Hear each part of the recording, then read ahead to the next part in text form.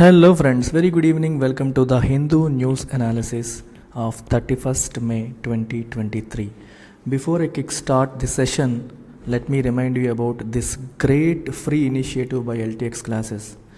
UPSC mains 2023 రాయబోతున్న వాళ్ళు అంటే ప్రిలిమ్స్ క్లియర్ చేసి మెయిన్స్ రాయబోతున్న వాళ్ళందరికీ గుడ్ న్యూస్. ఎల్టీఎక్స్ క్లాసెస్ మీకు కంప్లీట్గా ఫ్రీగా మీకు mains test series, correction and feedback, model ఆన్సర్స్తో పాటు పర్సనల్ 1-on-1 మెంటరింగ్ ప్రొవైడ్ చేస్తుంది. అయితే ఈ సదుపాయం కేవలం 30 మందికి మాత్రమే. అందుకే దీని పేరు సూపర్ 30 బ్యాచ్. అంతకంటే ఎక్కువైతే మేము కూడా ఇండివిజువల్గా అటెన్షన్ పే చేయలేము. సో ఎవరైతే ముందు మమ్మల్ని కన్సల్ట్ చేస్తారో first 30 students have cleared prelims clear చేసి ఉండాలి. సో మీకు మెయిన్స్ ప్రిపరేషన్ అంతా కంప్లీట్గా ఫ్రీగా మన ఎల్టీఎక్స్ క్లాసెస్ నుండి జరుగుతుంది. సో ఈ నెంబర్కి కాంటాక్ట్ చేయండి. మీ ఫ్రెండ్స్ ఎవరైనా ఉంటే వాళ్ళకు కూడా చెప్పొచ్చు. ఎగ్జిస్టింగ్ ఎల్టీఎక్స్ క్లాసెస్ స్టూడెంట్ అవ్వనక్కర్లేదు. మా వాళ్ళకి ఎలాగో ఫ్రీ ఇస్తాం, బయట స్టూడెంట్స్కి కూడా ఇది ఫ్రీగా అందిస్తున్నాం అనమాట. So spread the word. And UPSC మన ఇన్స్టిట్యూట్లో ప్రిపేర్ అవ్వాలి అనుకుంటే ఇవాళ లాస్ట్ డే మీకు. ఎందుకంటే మనకి 5,000 పర్ మంత్ పే చేసి జాయిన్ అయ్యే సువర్ణ అవకాశం, అది కూడా లైఫ్ టైం వ్యాలిడిటీ పొందే సువర్ణ అవకాశం, కేవలం 60,000 రూపాయలకే జాయిన్ అయ్యే సువర్ణ అవకాశం ఇవాళతో ఎండ్ అయిపోతుంది. రేపటి నుంచి ఫీజు 10,000 రూపాయలు పెరుగుతుంది. సో ఇట్ విల్ బికమ్ 70,000 అనమాట. మన యూపీఎస్ ఇన్ఫినిటీ ఆన్లైన్ ప్రోగ్రాంలో ఇక్కడ కనిపిస్తున్నాయి అన్నీ ఇంక్లూడ్ అవుతాయి. వీటితో పాటు you also have complimentary access. ఈ ఇయర్ ఏపీలో ఎస్పెషల్లీ గ్రూప్ 1, గ్రూప్ 2 నోటిఫికేషన్స్ వస్తున్నాయి. సో ఒకే దెబ్బకి 2 పెట్టెలు అన్నట్టు మీరు యూపీఎస్ ఇన్ఫినిటీలో జాయిన్ అయితే ఇది కూడా మీకు కాంప్లిమెంటరీగా లేటెస్ట్ అప్డేటెడ్ సిలబస్తో యాక్సెస్ లభిస్తుంది. So you can make use of it. ఈ నెంబర్కి కాంటాక్ట్ చేయండి. ఏమైనా డౌట్స్ ఉంటే క్లియర్ చేసుకోండి. సో ఈరోజు మనం చూడబోతున్న మొట్టమొదటి ఆర్టికల్ వచ్చేసి ఇంటర్నేషనల్ రిలేషన్స్కి సంబంధించింది. మన సిలబస్ పరంగా gender studies paper 2 US China relations. US China relations మనకు అవసరమా అంటే అవసరమే. చైనా మన neighbour, US world's most powerful country. US యొక్క అప్రోచ్ టువర్డ్స్ చైనా అనేది మారితే దాని ఇంపాక్ట్ ఇండియా పైన కూడా ఉంటుంది. కాబట్టి ఈ ఆర్టికల్ ఖచ్చితంగా మనం చదవాలి. చాలా చాలా ఇంపార్టెంట్ ఆర్టికల్. ఒక్కసారి మీరు గమనించండి. ఆర్టికల్ టైటిల్ ఏంటమ్మా? The shift in the USS approach to China. అంటే చైనా పట్ల అమెరికా అనుసరిస్తున్న వ్యూహం లేదా అప్రోచ్, అనుసరిస్తున్న వైఖరిలో ఒక చిన్న మార్పు వచ్చింది. ఏంటి ఆ మార్పు? చాలా ఇంపార్టెంట్. 2 కీవర్డ్స్ మీకు ఇక్కడ రాయబోతున్నాను, చూడండి. మార్పు ఏంటంటే ట్రంప్ టైంలో వాళ్ళు డీకప్లింగ్ స్ట్రాటజీ ఫాలో అయ్యారు. దాని నుంచి ఇప్పుడు డీ రిస్కింగ్ స్ట్రాటజీ వైపు వెళ్తున్నారు. సో ఈ కీవర్డ్స్ అనేవి చాలా ఇంపార్టెంట్. ప్రిలిమ్స్లో కూడా అడిగే అవకాశం ఉంటుంది, మెయిన్స్లో కూడా మనకి ప్రశ్నలు వచ్చే అవకాశం ఉంటుంది. From decoupling they are moving towards derisking. So decoupling అంటే మీనింగ్ ఏంటి, డీ రిస్కింగ్ అంటే మీనింగ్ ఏంటి, ఇది మనం ఒకసారి చూద్దాం. సో అది మైండ్లో పెట్టుకొని ఒకసారి ఆర్టికల్లోకి మనం వెళ్దాం. We will get into the entire story of decoupling and derisking. అసలు ఇక్కడ డీ రిస్కింగ్ అంటే ఏంటి అని చెప్పి మనకి ఇక్కడ రాశారు. సో ఒకసారి మనం గమనిద్దాం. డీకప్లింగ్, డీ రిస్కింగ్ గురించి తెలియాలి అంటే మనం ఒక్కసారి హిస్టరీలో గతానికి వెళ్ళాలి, చరిత్రలో ఒక్కసారి మనం వెనక్కి వెళ్ళాలి. మనకి అమెరికాకి చైనాకి మధ్య డిప్లొమాటిక్ రిలేషన్స్ అనేవి 1979లో ఎస్టాబ్లిష్ అయిన తర్వాత 2 దేశాలు ఏం చేశాయంటే ది ఎంబార్క్డ్ అనే పాత్ ఆఫ్ ఇంక్రీజింగ్ ఎకనామిక్ ఇంటర్డిపెండెన్స్. అంటే 2 దేశాలు కూడా ఒకళ్ళతో ఒకళ్ళు ట్రేడ్ పెంచుకున్నాయి. ఎకనామిక్ ఇంటర్డిపెండెన్స్ అనేది పెంచుకునే దారిలో 2 దేశాలు వెళ్ళాయి. సో అమెరికా నుంచి టెక్నాలజీ ట్రాన్స్ఫర్ జరిగేది చైనాకి, చైనా నుంచి వస్తువులు అమెరికాకి ఎక్స్పోర్ట్ అయ్యేవి. ఈ ఎకనామిక్ ఇంటర్డిపెండెన్స్ పెరగడం అనేది 1979లో ప్రారంభమైంది. అయితే ఈ ఎకనామిక్ ఇంటర్డిపెండెన్స్ అనేది పెరగడం వల్ల అంటే 2 దేశాల మధ్య ఆర్థికపరమైన సంబంధాలు పెరగడం వల్ల ఎవరు బెనిఫిట్ అయ్యారు ఎక్కువగా? China gained immensely from this relationship as it helped the country drastically widen and deepen its diplomatic and economic engagement with the rest of the world. ఎందుకంటే అమెరికాతో ఉన్న రిలేషన్, అమెరికాతో ఉన్న స్ట్రాంగ్ రిలేషన్ అనేది చైనా తన పరిధిని ఇంప్రూవ్ చేసుకోవడానికి, తన యొక్క డిప్లొమాటిక్ ఎకనామిక్ ఎంగేజ్మెంట్ వేరే దేశాలతో పెంచుకోవడానికి హెల్ప్ అయింది. ఎందుకంటే వెస్టర్న్ యూరోపియన్ కంట్రీస్ అన్నీ కూడా జనరల్గా అమెరికా యొక్క ఎలైస్. సో చైనా ఎప్పుడైతే యూఎస్తో మనకి స్ట్రాంగ్ రిలేషన్స్ మెయింటైన్ చేస్తుందో దాని ఇంపాక్ట్ చైనా యొక్క relations with other European countries పైన కూడా పడుతుంది. మరి యూఎస్తో మంచి రిలేషన్స్ ఉన్నప్పుడు మనం ఎందుకు చేయకూడదు అన్నట్టు వాళ్ళు కూడా చైనాని యాక్సెప్ట్ చేసే పరిస్థితి అనేది వస్తుంది. సో యూఎస్తో ఉన్న రిలేషన్ని చైనా మంచిగా ఉపయోగించుకుంది. అలాగే US was ahead of China in terms of technology. So US యొక్క టెక్నాలజీని కూడా చైనా ఉపయోగించుకుంది. సో మెల్లమెల్లగా ఏమైందంటే స్లోగా చైనా యొక్క economic and military power grow అవ్వడం మొదలైంది. ఒకప్పుడు చైనాకి అమెరికాకి పోటీయే లేదు. అమెరికా చాలా ముందు ఉండేది, చైనా చాలా వెనక్కి ఉండేది. కానీ over a period of time 79 తర్వాత 1980s మన ఇండియన్ ఎకానమీ 1990sలో ఎలాగైతే ఫాస్ట్ పేస్డ్ గ్రోత్ని ఎక్స్పీరియన్స్ చేసిందో చైనీస్ ఎకానమీ 1980sలో అది ఎక్స్పీరియన్స్ చేసింది. సో విపరీతంగా చైనీస్ యొక్క ఎకనామిక్ అండ్ మిలిటరీ పవర్ పెరిగే కొద్దీ ఏమైంది స్లోగా it's ambition to challenge the primacy of the US in the international system became increasingly apparent. ఒకప్పుడు అమెరికాని ఉపయోగించుకొని, అమెరికాతో ఉన్న ఇంటర్డిపెండెన్స్ని ఉపయోగించుకొని గ్రో అయిన చైనా కొన్నాళ్ళకి చైనా యొక్క ఆధిపత్యాన్ని అమెరికా యొక్క ఆధిపత్యాన్ని ఛాలెంజ్ చేసే లెవెల్కి ఎదిగింది. సో తన్ని ఛాలెంజ్ చేయాలి అన్న తపన అనేది ఇంక్రీజింగ్లీ అపరెంట్ బయటికి కనిపించింది. So China's rise not only came at the expense of America's global clout. ఇప్పుడు ఒకరు గ్లోబల్ లీడర్గా, ప్రపంచానికి పెద్దన్నగా వ్యవహరిస్తున్న అమెరికా యొక్క క్లౌడ్కి అంటే ఇన్ఫ్లుయెన్స్కి ఒక చిన్న దెబ్బ పడింది. ఇప్పుడు చూడండి, తిరుగు లేదు, అమెరికాని మించిన కంట్రీ లేదు అన్న పరిస్థితిలో ఇంకొకరు రైజ్ అవుతున్నారు, అమెరికా యొక్క ఆధిపత్యాన్ని, హెజిమోనీని ఛాలెంజ్ చేసే స్థాయికి వస్తున్నారంటే అది ఎవరి యొక్క క్లౌడ్ని దెబ్బతీస్తుంది? ఆబ్వియస్గా అమెరికా యొక్క క్లౌడ్ అంటే ఇన్ఫ్లుయెన్స్, ఆ ప్రభావాన్ని, వేరే వాళ్ళపైన వాళ్ళకున్న ప్రభావాన్ని దెబ్బతీసే స్థాయిలో చైనా యొక్క రైజ్ అనేది కనిపించింది. But also the latest domestic industry, చూడండి అమెరికా యొక్క క్లౌడ్ మాత్రమే కాదు, అమెరికా యొక్క డొమెస్టిక్ ఇండస్ట్రీ కూడా దెబ్బతినింది. Which got hollowed out in its 4 decade old economic embrace with China. చైనాతో ఎక్కువగా ఎకనామిక్ ఎంబ్రేస్ అంటే కలయిక, కౌగిలింత అన్నట్టు మనం చెప్పొచ్చు. సో చైనాతో చాలా క్లోజ్గా ఉండడం వల్ల అమెరికా డొమెస్టిక్ ఇండస్ట్రీ ఎంటీ అయిపోయింది. హాలోడ్ అవుట్ అంటే ఎంటీ అయిపోవడం, అంటే అమెరికా యొక్క డొమెస్టిక్ ఇండస్ట్రీ దెబ్బతినింది. ఎందుకు దెబ్బతినింది?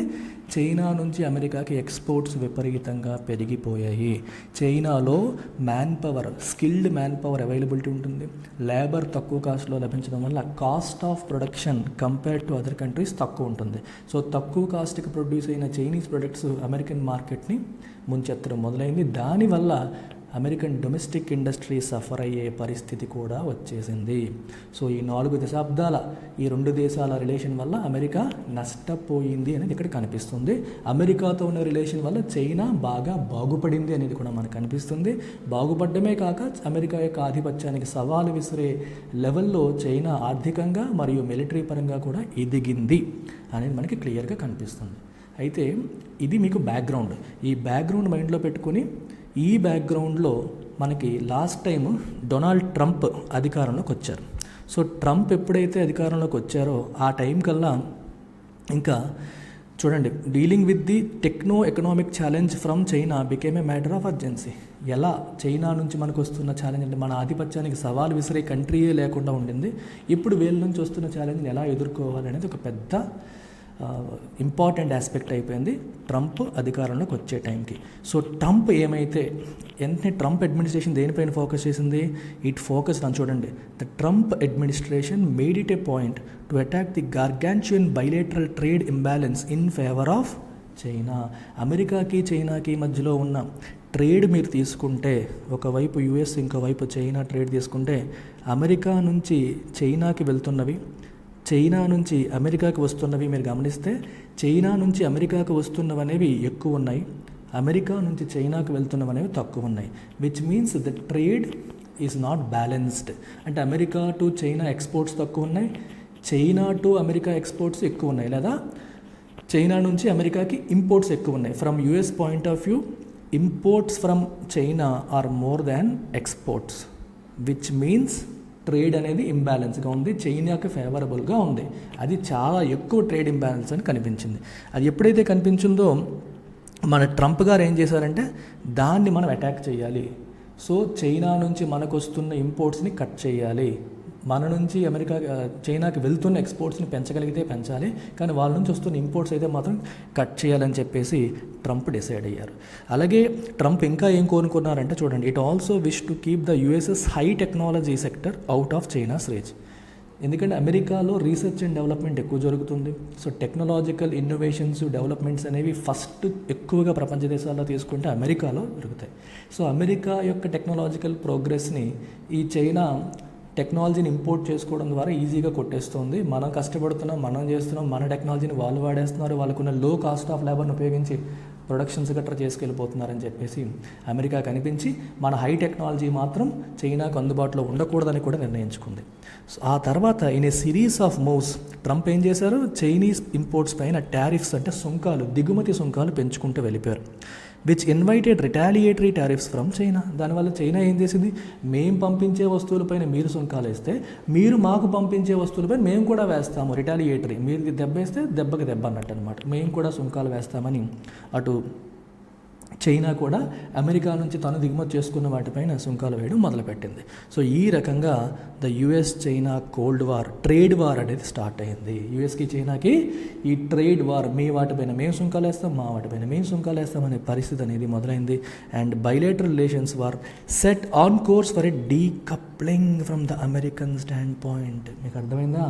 సో బైలేటరల్ రిలేషన్స్ ఎలా అయ్యాయి, డీకపుల్ అంటే అమెరికా చైనా మధ్య సంబంధాలు కైండ్ ఆఫ్ కట్ చేసుకోవడం, అంటే చైనా మీద మనం అసలు ఆధారపడొద్దు, కంప్లీట్గా ఒకప్పుడు ఎంబ్రేస్ అయ్యి రెండు దేశాల ఎకనామిక్ ఇంటర్డిపెండెన్స్ని పెంచుకొని ఇప్పుడు ఎలా అయిపోయి డీకపుల్, కపుల్ అంటే కలవడం, డీకపుల్ అంటే విడిపోవడం, అంటే చైనాతో ఉన్న ఆర్థిక సంబంధాలు వీలైనంతగా తగ్గించుకుందాము, వీలైనంతగా కట్ చేసుకుందాము అనే వైపు అడుగులు వేయడం అనేది జరిగింది. So this approach was marked by a rare sense of bipartisanship in an otherwise polarized domestic political climate in the US. అర్థం ఏంటి? సో చైనా పట్ల డీకప్లింగ్ స్ట్రాటజీకి వెళ్దాము అంటే చైనాతో ఉన్న క్లోజ్ ఆర్థిక రిలేషన్స్ని మెల్లమెల్లగా మనం కట్ చేసుకుంటూ వెళ్దాము, తగ్గించుకుంటూ వెళ్దాము. Let's decouple our economy from Chinese economy. రెండు ఎకానమీస్ ఇంటర్మింగిల్ అయిపోయాయి. అంటే మనకి ఏదైనా కావాలంటే పలానా వస్తువు చైనా నుంచే రప్పించుకుంటూ ఉంటున్నాం, ఇది తగ్గించుకోవాలి, వీలైనంత వరకు చైనీస్ ఎకానమీతో మనం డీకపుల్ అవ్వాలనే స్ట్రాటజీకి ట్రంప్ వెళ్ళారు. విచిత్రం ఏంటి అంటే ట్రంప్ తీసుకున్న ఈ స్ట్రాటజీకి అమెరికన్ ఇంటర్నల్గా కూడా ట్రంప్ రిపబ్లికన్ పార్టీకి చెందిన వ్యక్తి, ఇంకో పార్టీ ఏంటి అక్కడ అమెరికాలో మనకి డెమోక్రాటిక్ పార్టీ, జో బైడెన్ నేతృత్వంలో ఉన్నది. సో ఇక్కడ ఏమైందంటే ఒబామా, జో బైడెన్ వీళ్ళందరూ డెమోక్రాటిక్ పార్టీకి చెందిన వాళ్ళు అనమాట.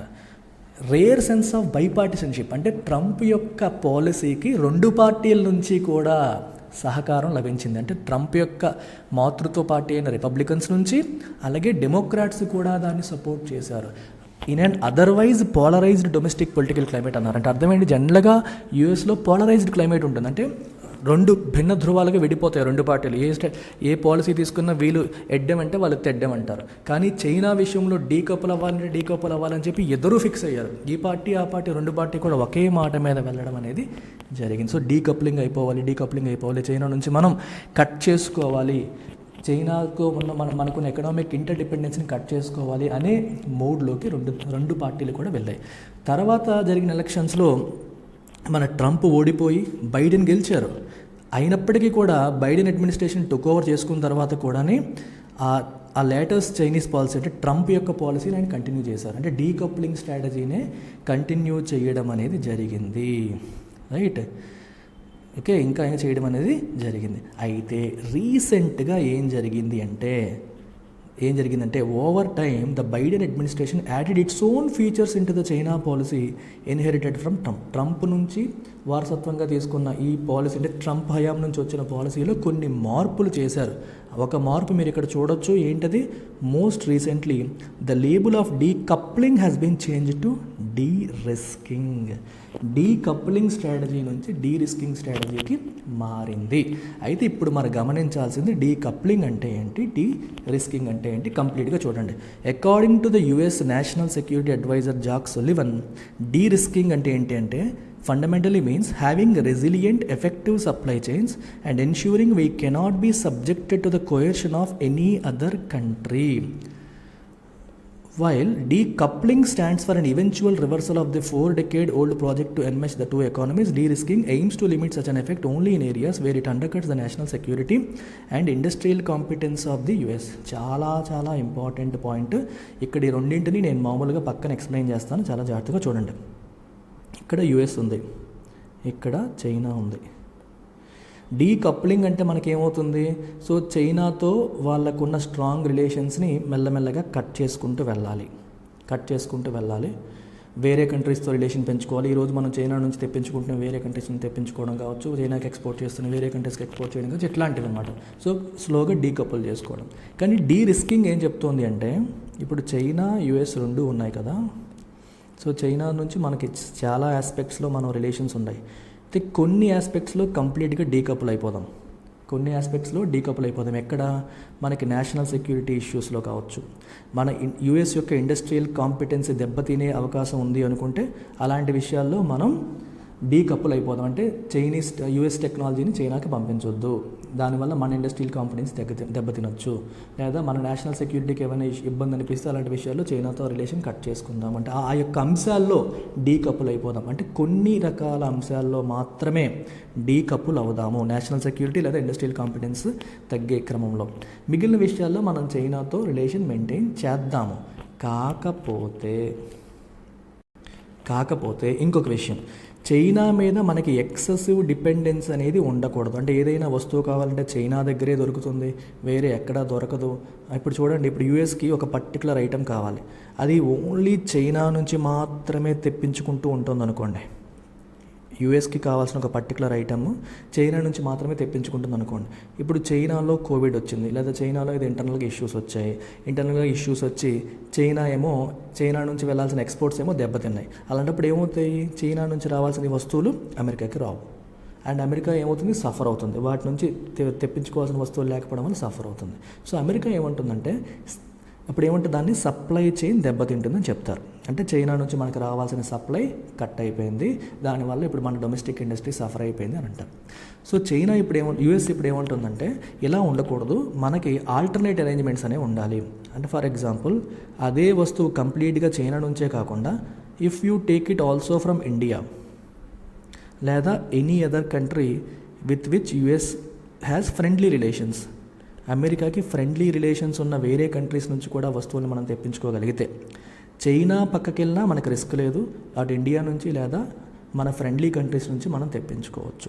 ఇక్కడ పాయింట్ ఏంటంటే ఇది మీరు గమనించండి, building resilient effective supply chains అంటే మీనింగ్ అది.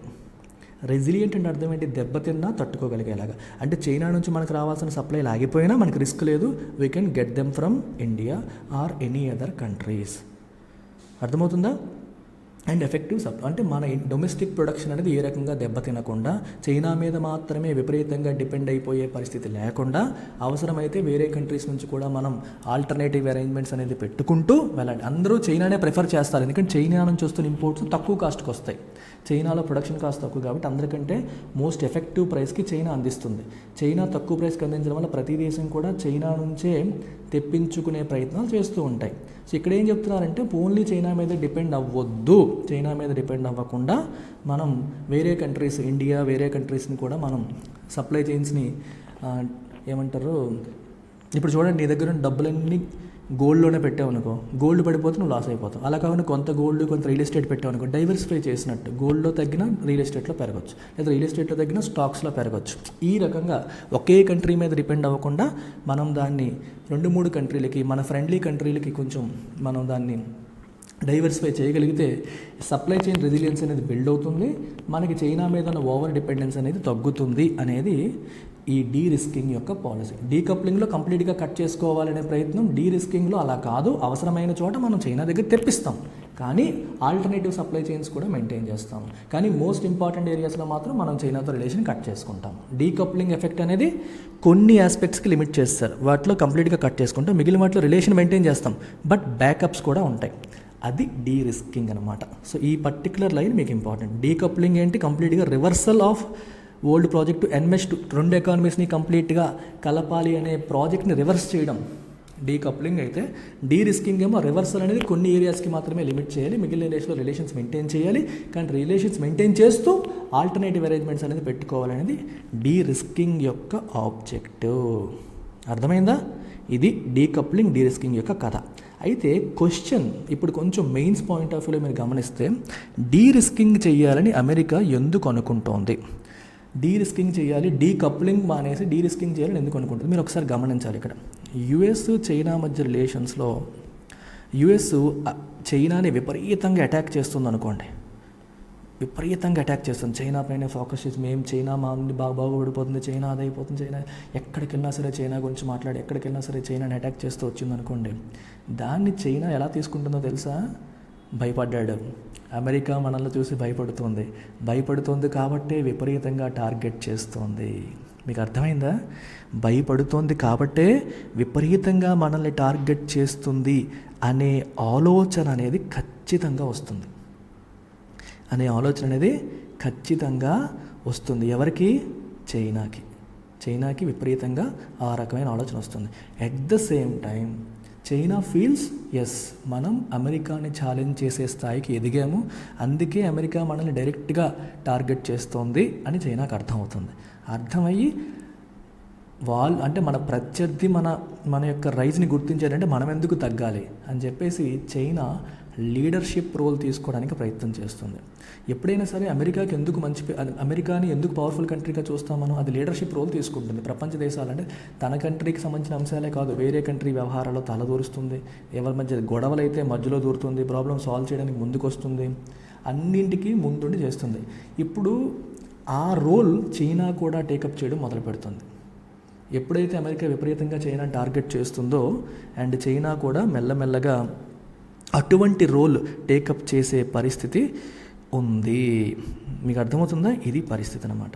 సో అందుకని చెప్పేసి మన చైనా యుఎస్ వాళ్ళు ఏం డిసైడ్ చేశారంటే, మీరు ఇక్కడ చూడండి, రీసెంట్గా మీరు చూస్తే మీకు ఒక పాయింట్ చూపిస్తాను. I will show you something, you will understand this. Mister Xi అంటే ఎవరు? చైనా యొక్క president, after starting his third consecutive leadership term made his first foreign visit to Russia where he proposed a peace plan. రష్యాకి వెళ్ళి ఆయన peace plan propose చేశారు. He has also in his third leadership tenure extended his peace making diplomacy to West Asia, striking gold in normalising the frayed Saudi-Iran times. Saudi అరేబియాకి ఇరాన్కి మధ్యలో ఉన్న relations దెబ్బతిన్నాయి, వాటిని మధ్యలో brokerism అంటే మధ్యలో దూరి రెండు దేశాలతో మాట్లాడి మీడియేషన్ చేసి రెండు దేశాల సంబంధాలని చైనా మళ్ళీ రెస్టోర్ చేసింది. ఇలాంటి పనులు ఎప్పుడు అమెరికా చేస్తుంది, కానీ చైనా చేసింది. చైనా ఇలాంటి పనులు ఎందుకు చేస్తుంది? తనకి సంబంధం లేని రెండు దేశాల మధ్య వ్యవహారాల్లో తలదూర్చి ఆ రెండు దేశాల మధ్య రిలేషన్స్ని బాగు చేసే ప్రయత్నం చైనా చేసిందంటే చైనా దేనికోసం ఆస్పైర్ చేస్తుంది? లీడర్షిప్ రోల్ కోసం. ట్రెడిషనల్గా అమెరికా ప్లే చేసే లీడర్షిప్ రోల్ కోసం చైనా ఇప్పుడు ఫోకస్ చేస్తుంది, ఎసర పెడుతుంది అని చెప్పి మనకి క్లియర్గా కనిపిస్తుంది. సో ఇవన్నీ జరిగేసరికి అలాగే రష్యా వెళ్ళి పీస్ ప్లాన్, రష్యాకి యుక్రెయిన్కి మధ్యలో ఆ యుద్ధాన్ని ఆపడానికి కూడా తిన ఒక పీస్ ప్లాన్ ప్రపోజ్ చేసింది. ప్రపంచానికి పెద్దన్నాన్ని మనం అనుకుంటే అమెరికా ఏమీ చేయలేకపోతుంది, చైనా ఎట్లాంటి పనులన్నీ చేసుకుంటూ వెళ్ళిపోతుంది. ఇవి ఎప్పుడైతే చూసారో అంటే మనం చైనాని విపరీతంగా టార్గెట్ చేసేయడం వల్ల చైనా ఇప్పుడు మరీ ఓవర్ కాషియస్ అయిపోయి ఎలాగైనా అమెరికాని కొట్టాలి, అమెరికా యొక్క ఆధిపత్యాన్ని దెబ్బ కొట్టాలి, దానికి తగ్గట్టుగా మనకు సరైన ఆల్టర్నేటివ్ మనమేం చూపించుకోవాలని చెప్పి ఇలాంటి ప్రయత్నాలు చేస్తుందని భావించి అమెరికా ఏం చేసింది చూడండి, it has decided to recalibrate it's posture towards China. So China పట్ల మనం అనుసరించాల్సిన వ్యూహం, వ్యవహార శైలి అనేది మారాలి అని చెప్పి రీకాలిబ్రేట్ చేసుకోవాలి, కొంచెం మార్పులు చేర్పులు చేసుకోవాలని చెప్పి డిసైడ్ అయింది. అందుకని చూడండి, casting the US China relations as a new cold war and a zero sum game appears too risky for the US. అంటే ఇంతకుముందు యుఎస్కి యుఎస్ఎస్ఆర్కి మధ్య కోల్డ్ వార్ జరిగింది, గుర్తుంది కదా? కోల్డ్ వార్ అంటే వార్ కాదు, బట్ ఒకళ్ళంటే ఒకళ్ళు నమ్మకం లేకపోవడం, ప్రపంచం రెండు గ్రూపులుగా విడిపోవడం, అర్థమవుతుందా? కోల్డ్, అది హాట్ వార్ కాదు, అది కోల్డ్ వారే. అంటే యుద్ధాలు అనేవి జరగలేదు, కానీ దట్ కాన్స్టెంట్ ఎనిమిటీ అనేది ఉండేది. యుఎస్ఎస్ఆర్ పతనం అయిపోయాక యుఎస్ అన్డిస్ప్యూటెడ్ కింగ్ అయిపోయింది ప్రపంచానికి. అలాంటిది ఇప్పుడు యుఎస్కి చైనా ఛాలెంజ్ చేస్తుంది. ఇప్పుడు ఛాలెంజ్ చేస్తుందని ప్రపంచ దేశాలు అనుకుంటున్నాయి. ఆ టైంలో అమెరికా విపరీతంగా చైనా టార్గెట్ చేస్తుంది అనుకోండి, ఆ అనుకున్నది నిజమవుతుంది, ఆ కోల్డ్ వార్ అనేది నిజమవుతుంది, చైనా యొక్క బలం, ఇన్ఫ్లుయెన్స్ పెరుగుతాయి. సో అందుకనే ఇప్పుడు అమెరికా ఏం చేసింది తన స్ట్రాటజీలో, bringing more nuance into earlier decoupling approach could bring down China's guard. అర్థమైందా? అంటే విపరీతంగా చైనాని టార్గెట్ చేసేసి డీకపుల్ చేసేస్తామని అనుకుంటే చైనా కూడా అంతే అలర్ట్గా ఉంటుంది.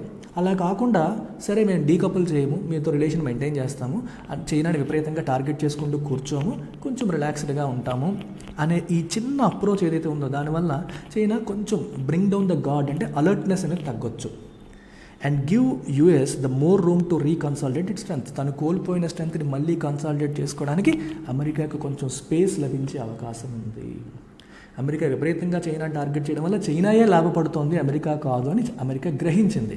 అందుకే ఆ విపరీతమైన టార్గెటింగ్ తగ్గించాలి, న్యూయాన్స్డ్గా వెళ్ళాలి, కొంచెం లైట్ టచ్లో వెళ్ళాలని చెప్పి డిసైడ్ అయింది.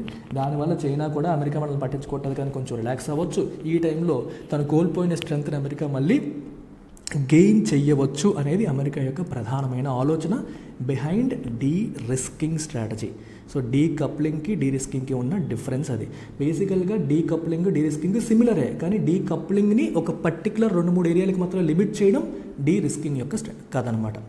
సో ఈ యుఎస్ చైనా రిలేషన్స్ రెండింటి మధ్య అమెరికా చైనా పట్ల అనుసరిస్తున్న వ్యూహంలో వచ్చిన మార్పుల గురించి మీకు కొంత అవగాహన అనేది వచ్చిందని అనుకుంటున్నాను.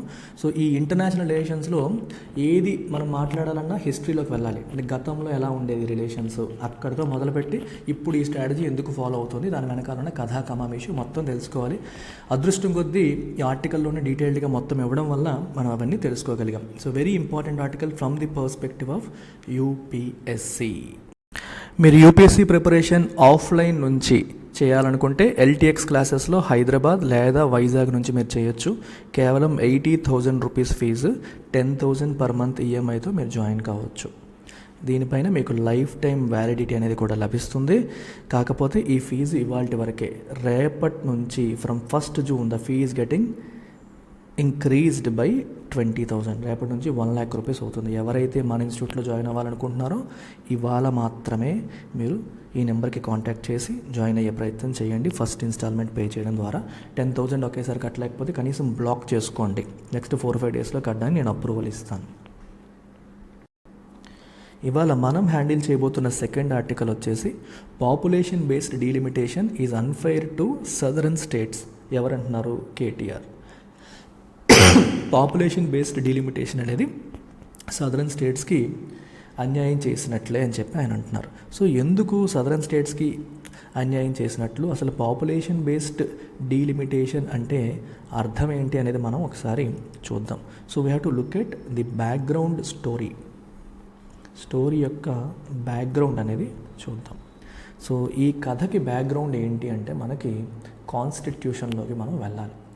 కాన్స్టిట్యూషన్ ఏం చెప్తుంది అనేది మనం చూస్తే రాజ్యాంగంలో ఆర్టికల్ 81 ఏం చెప్తోంది అంటే ప్రతి స్టేట్కి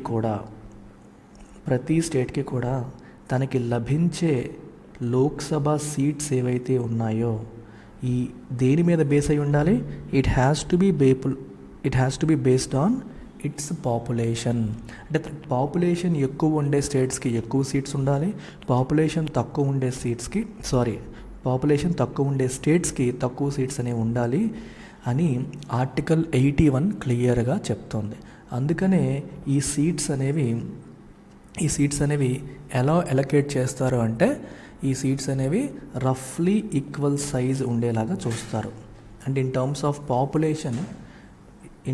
పాపులేషన్ రఫ్లీ ఈక్వల్ సైజ్ అంటే ప్రతి కాన్స్టిట్యువెన్సీలో కూడా సీట్ అంటే ఏంటి? కాన్స్టిట్యువెన్సీ ఈజ్ 1 సీట్ కదా. ప్రతి కాన్స్టిట్యువెన్సీ కూడా పాపులేషన్ సైజ్ రఫ్లీ ఈక్వల్గా ఉండేలాగా చూడాలనేది దీని యొక్క ప్రధానమైన పాయింట్. అలాగే కాన్స్టిట్యూషన్లో ఆర్టికల్ 82 కూడా ఉంది. ఆర్టికల్ 82 ఏం చెప్తుందంటే ఆఫ్టర్ ఎవ్రీ సెన్సస్ అంటే పాపులేషన్ జనాభా గణన, ఆఫ్టర్ ఎవ్రీ సెన్సస్ మనం ఏం చేయాలి? రీఎలొకేషన్ ఆఫ్ సీట్స్ అనేది జరగాలి అని ఆర్టికల్ 82 చెప్తుంది. అంటే ప్రతి 10 ఏళ్ళకి మనం జనాభా గణించడం అనేది జరుగుతుంది. జనాభా గణించినప్పుడు ఒక రాష్ట్రం యొక్క జనాభా పెరగొచ్చు, ఇంకో రాష్ట్రం యొక్క జనాభా తగ్గొచ్చు. సో ఏ రాష్ట్రం జనాభా పెరుగుతుందో ప్రపోర్షనేట్గా వాళ్ళ యొక్క సీట్లు పెరగాలి, ఏ రాష్ట్రం యొక్క జనాభా తగ్గుతుందో దానికి తగ్గట్టు దాని యొక్క సీట్లు తగ్గాలి అనేది ఆర్టికల్ 82 చెప్తుంది. అలాగే కాన్స్టిట్యూషన్ ఇంకా ఏం చెప్తుంది అంటే మనకి total seats in Lok Sabha should be capped at 550. 550కి మించకూడదు లోక్సభలో ఉన్న సీట్స్ అని కూడా కాన్స్టిట్యూషన్ చెప్తోంది. అయితే మనకి లాస్ట్ టైం 1971 సెన్సస్ తర్వాత లాస్ట్ డీలిమిటేషన్ ఎక్సర్సైజ్ ఎప్పుడు జరిగింది? 1971 సెన్సస్ తర్వాత జరిగింది. అప్పుడు మనకి లోక్సభ సీట్లు 543 ఉండడం అనేది మనకి జరిగింది. 543 seats. It is based on 1971 census అని మనం చెప్పొచ్చు. అయితే 1971 సెన్సస్ తర్వాత మళ్ళీ ఎప్పుడు జరగాలి? 1981లో జరగాలి, అంతే కదా. 1971 అయిన తర్వాత మళ్ళీ 1981లో జరగాలి. కానీ మధ్యలో ఏం జరిగిందంటే 1976లో డ్యూరింగ్ నేషనల్ ఎమర్జెన్సీ టైంలో ఇందిరాగాంధీ గారు, అప్పటి ప్రధానమంత్రి అయిన ఇందిరాగాంధీ గారు ఏం చేశారు అంటే ఈ డీలిమిటేషన్ ఎక్సర్సైజ్ని నిరవధికంగా కాదు, వాయిదా వేశారు. ఎప్పటి వరకు? అప్ టు 2002 సెన్సస్ వరకు దీన్ని మీరు చేపట్టొద్దు. She has suspended it. You can say దీన్ని ఏం చేశారమ్మా? సస్పెండ్ చేయడం అనేది జరిగింది 2001 సెన్సస్ వరకు. సస్పెండెడ్ యూజింగ్ కాన్స్టిట్యూషనల్ అమెండ్మెంట్ ద్వారా ఈ డీలిమిటేషన్ ఎక్సర్సైజ్ని 2001 సెన్సస్ వరకు ఆగండి. 1981 వద్దు, 1991 వద్దు, 2001 సెన్సస్ అంటే 25 సంవత్సరాలు. 25 ఇయర్స్ వరకు డీలిమిటేషన్ అనే పని పెట్టుకోవద్దు. 25 ఇయర్స్ తర్వాత 2001 జనాభా లెక్కల ప్రకారం ఎవరికైతే పాపులేషన్ పెరుగుతుందో వాళ్ళకి పెంచండి, ఎవరికైతే తగ్గుతుందో వాళ్ళకి తగ్గించండి అని చెప్పేసి మనకి ఇందిరాగాంధీ 1976లో ఎమర్జెన్సీ టైంలో చేయడం జరిగింది. అయితే 2001లో ఏం జరిగింది? 2001లో ఏం జరిగిందంటే అప్పటికి మన ప్రధానమంత్రి అయిన అటల్ బిహారీ వాజ్పేయి గవర్నమెంట్ ఏం చేసిందంటే దీన్ని 2026 వరకు ఎక్స్టెండ్ చేయడం జరిగింది using 84th constitutional amendment act. 84th constitutional amendment act ద్వారా, అర్థమైందా? 84వ రాజ్యాంగ సవరణ చట్టం ద్వారా వీళ్ళు ఏం చేశారు? 2026 వరకు ఎక్స్టెండ్ చేశారు. సో అంటే 2026 తర్వాత ఆఫ్టర్ 2026 నెక్స్ట్ జరిగే సెన్సస్ ఎప్పుడు? 2031. సో 2031లో మనకి పాపులేషన్ సెన్సస్ అనేది జరుగుతుంది, జనాభా గణన అనేది జరుగుతుంది. సో 2031లో జరిగే సెన్సస్ని బేసిస్ చేసుకొని based on this reallocation of seats జరగాలి అనేది ప్రెజెంట్ ఉన్న విషయం. రీఎలొకేషన్ ఆఫ్ సీట్స్ జరగాలి అని. అయితే పాయింట్ ఏంటి? మనం ఒక చిన్న ఎగ్జాంపుల్ తీసుకుందాం. ఒకవైపు ఉత్తరప్రదేశ్ తీసుకోండి, ఇంకోవైపు ఆంధ్రప్రదేశ్ తీసుకోండి. 1971, 2031 అంటే ఆల్మోస్ట్ 60 సంవత్సరాలు అయిపోయింది, అంతేనా? 81, 91 అంతేనా? 60 సంవత్సరాలు అయిపోయింది. ఈ 60 ఏళ్ళ పీరియడ్లో యూపీ యొక్క పాపులేషన్ ఒక 50% పెరిగింది అనుకుందాం. యూపీ యొక్క పాపులేషన్ 50% పెరిగింది, ఏపీ యొక్క పాపులేషన్ 20% పెరిగింది అనుకుందాం. అదేంటి సార్, రెండు ఒకేలా పెరుగుతాయి కదా? ఒకేలాగా పెరగలేదు. ఎందుకంటే ఏపీ, తెలంగాణ, తమిళనాడు, కేరళ, కర్ణాటక ఈ దేశాలు సదరన్ స్టేట్స్ అన్నీ కూడా ఫ్యామిలీ ప్లానింగ్ని సిన్సియర్గా తీసుకున్నాయి. They took family planning sincerely.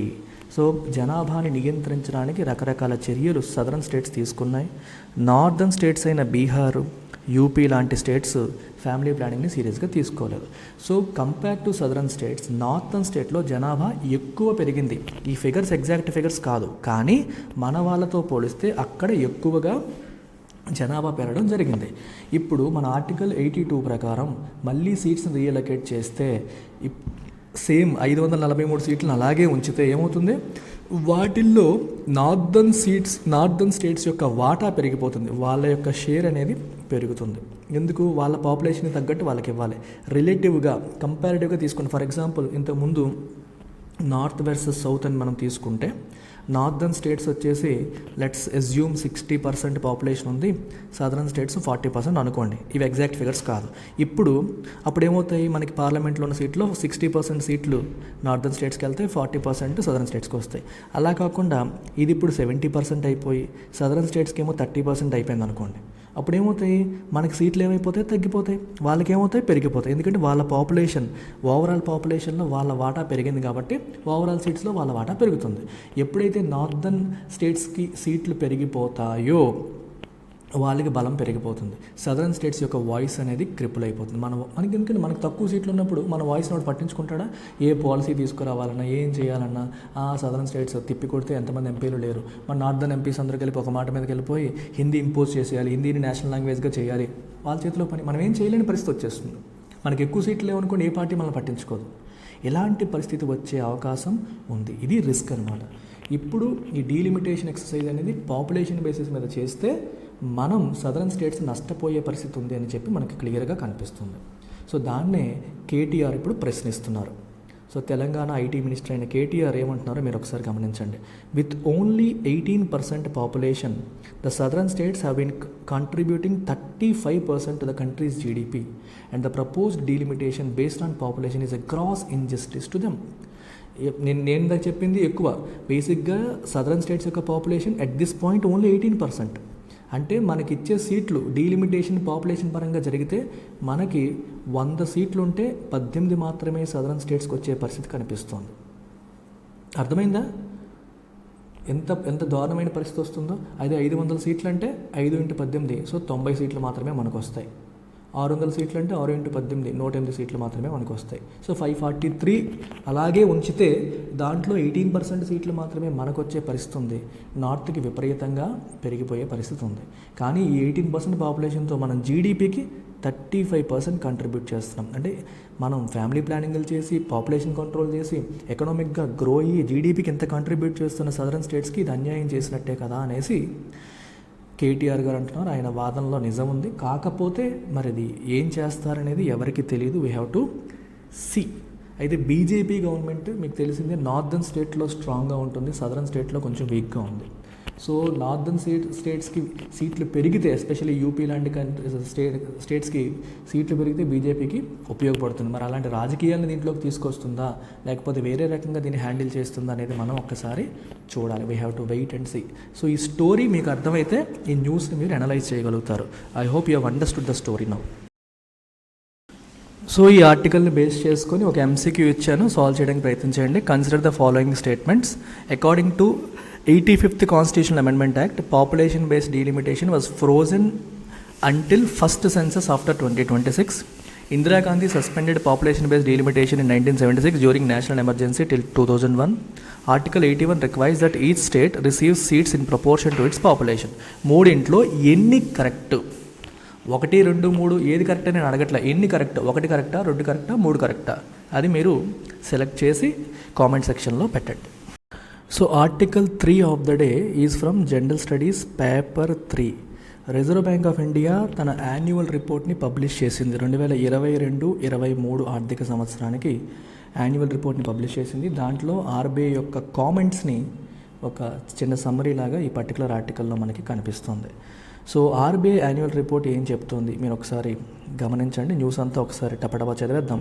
India యొక్క గ్రోత్ మొమెంటమ్ అనేది is likely to sustain in 23-24 in an atmosphere of easing inflationary pressures, the RBI said in it's annual report 22-23.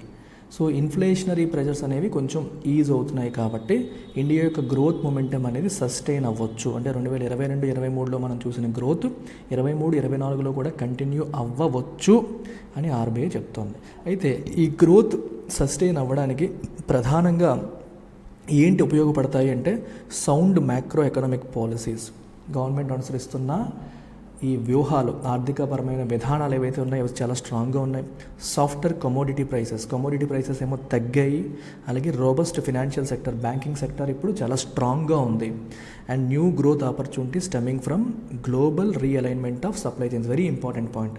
ప్రపంచ దేశాలన్నీ కూడా చైనా +1 స్ట్రాటజీని ఫాలో అవుతున్నాయి. అంటే ఓన్లీ చైనా మీదే మనం depend అవ్వకూడదు. మనకు కావాల్సిన సప్లైస్ కోసం మనం ఆల్టర్నేటివ్స్ని పెట్టుకోవాలి, రిస్క్ చేసుకోవాలి, మన సప్లై చైన్ రెసిలియన్స్ బిల్డ్ చేసుకోవాలి.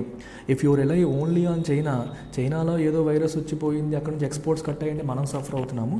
అలా కాకుండా మనం చైనా కాకుండా ఇంకొక ఆల్టర్నేటివ్ డెస్టినేషన్స్ నుంచి కూడా మనం ఇంపోర్ట్స్ చేసుకోవాలని ప్రపంచ దేశాలు అనుకుంటున్నాయి. Countries like US and others. So China తర్వాత ఇంకెవరు అనగానే అందరి దృష్టి ఇండియా మీద పడుతుంది. ఎందుకంటే ఇండియా కూడా చైనా లాగే పాపులేషన్ ఎక్కువ, ఇండియాలో కూడా స్కిల్డ్ మ్యాన్ పవర్ ఉన్నారు, ఇండియాలో కూడా ల్యాండ్ బ్యాంక్ ఉంది. కాబట్టి ఇండియాకి ఆపర్చునిటీస్ ఈ రకంగా రావచ్చు. ఇదే రీఅలైన్మెంట్ ఆఫ్ సప్లై చైన్స్ అంటే మీనింగ్ అనమాట. కాకపోతే కొన్ని సమస్యలు కూడా ఉన్నాయి. సమస్యలు ఏంటి చూడండి. స్లోయింగ్ గ్లోబల్ గ్రోత్, ప్రపంచవ్యాప్తంగా రిసెషనరీ ట్రెండ్స్ నడుస్తున్నాయి. Protracted global tensions, Russia Ukraine war లాగా ఎట్లాంటి జియో పొలిటికల్ టెన్షన్స్ ఉన్నాయి. Possible upsurge in financial market volatility following new stress events. Financial మార్కెట్స్లో వాలటైలిటీ ఇంకా పెరగొచ్చు. అంటే స్టాక్ మార్కెట్స్ కుప్పకూలిపోయే పరిస్థితులు ఉన్నాయి. వాలటైలిటీ అంటే విపరీతమైన మార్పులు అనమాట, పెరిగిపోవడం, తగ్గిపోవడం. దీన్ని మనం వాలటైలిటీ అని చెప్పేసి అంటాం. గ్లోబల్ ఫినాన్షియల్ సిస్టంలో గ్లోబల్ అన్సర్టెనిటీస్ వల్ల విపరీతమైన వాలటైలిటీ రావచ్చు. దానివల్ల మనకి కూడా రిస్క్ ఉండొచ్చు. దానివల్ల ఇన్వెస్టర్స్ భారతదేశం నుంచి కూడా బయటికి వెళ్ళే అవకాశం ఉంటుంది. దీనివల్ల కొంచెం డౌన్ సైడ్ రిస్కులు ఉన్నాయని చెప్పి ఆర్బీఐ చెప్తోంది. కాబట్టి ఆర్బీఐ ఏమంటుందంటే, so to sustain structural reforms, మనం ఇండియా యొక్క మీడియం టర్మ్ గ్రోత్ పొటెన్షియల్ని మనం ఇంప్రూవ్ చేయాలంటే ఏం చేయాలి? We have to sustain structural రిఫార్మ్స్ని సస్టైన్ చేయాలి. For example GST is structural reform. అలాగే మనకి ట్యాక్సేషన్ సిస్టమ్ని ఒకసారిగా మనం అలాగా స్ట్రక్చరల్గా ఇష్యూస్ని ఐడెంటిఫై చేసి వాటిలో రిఫార్మ్స్ని తీసుకొచ్చే కార్యక్రమం అనేది ఆగకూడదు. ఈజ్ ఆఫ్ డూయింగ్ బిజినెస్ ఇంకా ఇంప్రూవ్ అవ్వాలి. ట్యాక్సేషన్ సిస్టంలో ఉన్న లోపాలని సరిచేస్తూ తీసుకొచ్చాము. అలాగే ఇంకా ఏవైనా ఇష్యూస్ ఉంటే వాటన్నిటిని సార్ట్అవుట్ చేసుకుంటూ రిఫార్మ్స్ని కంటిన్యూ చేయాలని ఆర్బీఐ చెప్తోంది. అలాగే ఆర్బీఐ ఇంకా ఏం చెప్తుందంటే, ఎమిడ్ గ్లోబల్ హెడ్విండ్స్ అంటే మీనింగ్ ఏంటమ్మా? ఎదురుగాలులు. అంటే ప్రపంచవ్యాప్తంగా మనకి ఎదురుగాలులు వీస్తున్న ఈ టైంలో Indian economy is expected to have grown by 7% in real GDP in 2022-23. 2022-23లో మన రియల్ జీడీపీ అనేది 7% గ్రో అయి ఉంటుంది అని చెప్పి ఆర్బీఐ ఎస్టిమేట్ చేస్తుంది. ఇక్కడ ఒక పదాన్ని వాడారు, రియల్ జీడీపీ. రియల్ జీడీపీ అంటే అర్థం ఏంటి? అలాగే there is another word called nominal GDP. Nominal జీడీపీకి రియల్ జీడీపీకి డిఫరెన్స్ ఏంటి? ఈ సంవత్సరపు అవుట్పుట్, అంటే ఈ సంవత్సరం మనం ఎంతైతే అవుట్పుట్ అయిందో దాన్ని కరెంట్ ప్రైసెస్, ఇప్పుడున్న ప్రైసెస్తో మనం మల్టిప్లై చేసి క్యాలిక్యులేట్ చేస్తే వచ్చేది నామినల్ జీడీపీ. అలా కాకుండా ఈ అవుట్పుట్ని మనం కాన్స్టెంట్ ప్రైసెస్ అంటే ప్రైసెస్ ఇన్ బేస్ ఇయర్లో ఉన్న ప్రైసెస్ ఇన్ బేస్ ఇయర్ అంటే 2011-12 బేస్ ఇయర్ కదా, బేస్ ఇయర్లో ఉన్న ప్రైసెస్తో క్యాలిక్యులేట్ చేసి, అంటే ఫర్ ఎగ్జాంపుల్ ఈ సంవత్సరం మన దేశంలో కేవలం 100 కార్లు మాత్రమే ప్రొడ్యూస్ అయ్యాయి అనుకోండి. ఈ 100 కార్లు ఈ రోజు రేటు ప్రకారం 5 లక్షలు అనుకోండి. దేశంలో మరి ఏ వస్తువు లేదు, ఓన్లీ 100 కార్లే ఉన్నాయి, ఒక్కొక్క కారు 5 లక్షలు. అప్పుడు నామినల్ జీడీపీ ప్రకారం ఎంత అవుతుంది? 5 కోట్లు అవుతుంది జీడీపీ విల్ బి 5 కోట్లు. అదే ఈ కారు యొక్క ధర బేస్ ఇయర్లో 2011-12 ప్రాంతంలో 2 లక్షలు అనుకోండి. రియల్ జీడీపీ ప్రకారం ఎంత అవుతుంది? అప్పుడు మనకి 2 × 100 అంటే 2 crores అవుతుంది. అర్థమైందా? ఇది రియల్ జీడీపీకి నామినల్ జీడీపీకి డిఫరెన్స్. ఇప్పటి output multiplied by base year prices అయితే రియల్, ఎప్పటి output multiplied by current price అయితే నామినల్. అయితే రియల్ జీడీపీ టర్మ్స్లో 7% పెరిగింది అంటే అర్థం ఏంటి అంటే, మనకి 2021-22 ఒక సంవత్సరం, అలాగే 2022-23 ఇంకో సంవత్సరం, అంతేనా? 2 వేరు సంవత్సరాలు కదా. 2021-22లో మనకి ఎక్స్ అనేది అవుట్పుట్ అనుకోండి, 2022-23లో వై అనేది అవుట్పుట్ అనుకోండి. ఓకే, రియల్ జీడీపీ క్యాలిక్యులేట్ చేసినప్పుడు మనం బేస్ ఇయర్లో ఉన్న ప్రైస్ మనం వాడతాం. Let's call it P. So real GDP calculate చేస్తే ఎలా అవుతుంది? ఇది ఎక్స్ ఇంటూ పి అవుతుంది, ఇదేమో వై ఇంటూ పి అవుతుంది. ఈ రెండింటి మధ్య వేరియేషన్ని మనం పర్సంటేజ్ చేస్తే వచ్చేది real GDP growth. So price factor అనేది పక్కకి వెళ్ళిపోయింది. అంటే ఇన్ఫ్లేషనరీ ఎఫెక్ట్ని పక్కన తీసేసి, ఎందుకంటే రెండిట్లో కూడా మనం బేస్ ఇయర్ ప్రైస్ని వాడతాం. సో మనకి డిఫరెన్స్ అనేది దేన్ని బట్టి వస్తుంది? అవుట్పుట్లో.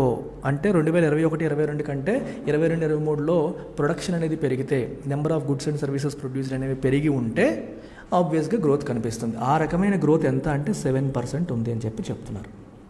7% ఉంది అని చెప్పేసి ఆర్బీఐ చెప్తుంది. ఇది important news about RBI's annual report.